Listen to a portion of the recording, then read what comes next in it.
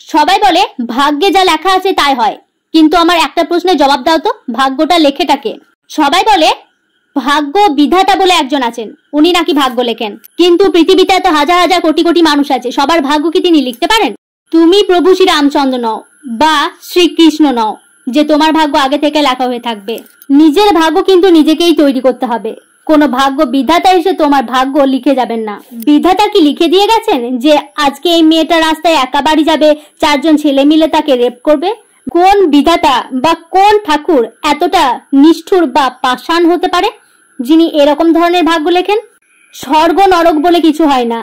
পুণ্য বা ভালো কাজ যদি তুমি করে থাকো তাহলে এই জগতেই তুমি কিন্তু স্বর্গ দেখতে পাবে, আর যদি খারাপ কাজ করে থাকো এই জগতেই নরক দেখতে পাবে। তাই ভাগ্য বিধাতা বা ভাগ্যের হাতে ছেড়ে দিয়ে কিছু লাভ নেই। ভাগ্য নিজেই তৈরি করো, নিজেই নিজেকে তৈরি করো, নিজেই একজন সুপুরুষ হয়ে দেখাও। কর্মফল কিন্তু বৃথা যায় না। তুমি যেরকম কর্ম করে আসবে সেরকম ফল তুমি পাবে। তুমি যদি ভালো কাজ করো তাহলে ভালো ফল পাবে, আর যদি খারাপ কাজ করো তাহলে জগতেই কিন্তু খারাপ ফল পাবে।